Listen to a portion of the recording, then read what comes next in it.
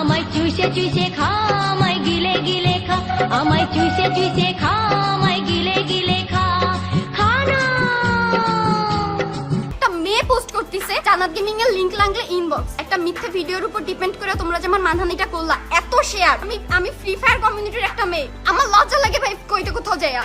একটা মিথ্যা লিংক নিয়ে এই পোস্ট করে, ও এই ক্যাপশন দেয় জান্নাত গেমিং নাকি লিংক ভাইরাল হইছে। যেই বোনের ভিডিও এটা বোন আমারে তুই ক্ষমা কইরা দিস। সম্প্রতি জান্নাত গেমিং এর একটি ভিডিও ভাইরাল হয়েছে, জানিয়ে সোশ্যাল মিডিয়ায় তুলকালাম শুরু হয়ে গেছে। জান্নাত গেমিং এর একটি ভিডিও ভাইরাল হওয়ার পর থেকেই বর্তমানে সোশ্যাল মিডিয়ায় সবাই শুধু ভাইরাল লিঙ্ক করে অস্থির হয়ে গেছে। জান্নাত গেমিং যখন এই বিষয়টি জানছে বা জানার পর সে এখন পুরোপুরি ডিপ্রেশনে আছে। সবচেয়ে বেশি ভাইরাল হয়েছে জান্নাত গেমিং যখন সিলেটে বন্যার্ত মানুষের পাশে সাহায্য ত্রাণ নিয়ে গিয়েছিলেন, তখন থেকে জান্নাত গেমিং এর সমালোচনাটা যেন আরো বেশি বের হয়েছে।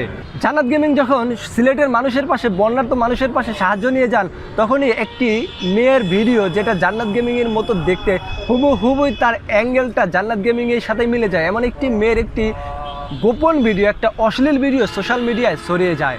তখন থেকেই যেন জান্নাত গেমিং এর সমালোচনাটা আরো বেশি বেড়ে যায়, যার কারণে বর্তমানে জান্নাত গেমিং বাধ্য হয়ে মানহানির মামলা করেছেন। জান্নাত গেমিং অবশ্য লাইভে এসে তার নিজের ব্যক্তিগত অভিমত থেকে প্রকাশ করেছেন যে আসলে এটা আমি না, এটা অন্য কেউ, যাকে আপনারা আমার সাথে মিলিয়ে ফেলেছেন। আসলে ওইটা আমি না, ওই কাজ আমি করি নাই। তবুও কে শোনে কার কথা? তাই তো জান্নাত গেমিং বাধ্য হয়ে কে এই ভিডিও লিঙ্কটা ভাইরাল করেছে এমন দুজন ব্যক্তির নামে থানায় ডিজি করে মামলাও করেছেন। আর এমন ব্যক্তি হলো অ্যাডভান্স গেমিং আর আরেকটা হচ্ছে এক্স সাদিকুল গেমার। এদের দুজনকেই যখন জান্নাত গেমিং মামলা করলেন, তো চলুন আমরা এক্স সাদিকুল গেমার যে তার ফেসবুক পেজে এই বিষয়ে কিছু বক্তব্য দিয়েছেন, চলুন আমরা আগে সেটা দেখে আসি। এক্স সাদিকুল যে তার একটি পোস্টের মাধ্যমে লিখেছেন, আপনারা অনেকেই শুনেছেন জান্নাত আমার এবং অ্যাডভান্স গেমিংয়ের নামে মামলা দিয়েছেন। মামলার কারণ হলো আমরা নাকি তার ভিডিও লিঙ্ক ভাইরাল করেছি। আপনারা সবাই বলেন তো আপনারা আমার কোন ভিডিওতে তার ভাইরাল লিঙ্ক পেয়েছেন? বর্তমানে যে ফেক ভিডিওটি তার নামে সোশ্যাল মিডিয়ায় ভাইরাল হয়েছে সেটি আবার আমরা কখন অ্যালার্ট করলাম?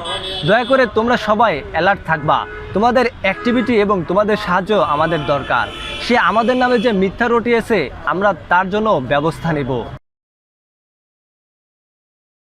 মামলা খাওয়ার পর স্বীকার করলে যে ভিডিওটা ফেক ছিল, আর তুই অস্বীকার করে যাচ্ছ যে তুই সেই প্রথম ব্যক্তি যে নিজে বলেছিলি এই ভিডিওটা আমি সিলেটে গিয়ে করেছি। আর তোর যে চামচা অ্যাডভান্স গেমিং যে বলেছে এই ভিডিওটার লিঙ্ক তার ড্রাইভে আছে।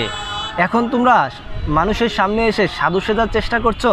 যে ভিডিওটা ভাইরাল হয়েছিল সেটাও তো তোরাই করেছিলি, আবার এখন আমার এই ফেক ভিডিওটা ভাইরাল করলি, তাও তো তোরাই করেছিস, তোরা ছাড়া আর কে করবে?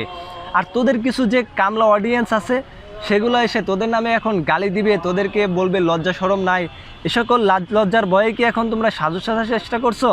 এখন বর্তমানে সোশ্যাল মিডিয়ায় জান্নাত গেমিং, অ্যাডভান্স গেমিং, কাব্য গেমিং এরা সবাই একে অন্যের দোষ চাপিয়ে দেওয়ার চেষ্টা করছে। আসলে কেউই জানে না এই ভিডিওটা কোথা থেকে ভাইরাল হয়েছে, ভিডিওটা কার, কে আসলে সেই ব্যক্তি যে এই অশ্লীল কাজটা করেছে, যার মাধ্যমেই এই ভিডিওটা বর্তমানে সোশ্যাল মিডিয়ায় এসেছে। সেই বা কে কোন ব্যক্তি যে এই ভিডিওটা ভাইরাল করেছে, এই লিঙ্কটা পাবলিক করেছে। কিন্তু তারপরেও আমরা এই জান্নাত গেমিংয়ের ভিডিও লিঙ্কটা নিয়ে জান্নাত গেমিংয়ের নামে চালিয়ে দিয়েছি। একজন মানুষকে অসম্মান করতে আমাদের একটুও দ্বিধাবোধ লাগছে না। আমরা সবাই চাইছি সে নিচে নামুক, কারণ আমরা তো বাঙালি, আমরা জানি যে কেউ যখন উপরে উঠতে চায় তখন আমরা তো পিছন থেকে তার পা ধরে টেনে নিচে নামানোর চেষ্টা করি। আর এটাই আমরা বাঙালি জাতির এক বড় ধরনের গুণ। ভাই এসব করে কী লাভ? এসবের তো কোনো মূল্য নেই, এসব করা বাদ দিন। সমাজের মানুষকে উপরে ওঠার সুযোগ দিন, দয়া করে এসব করবেন না।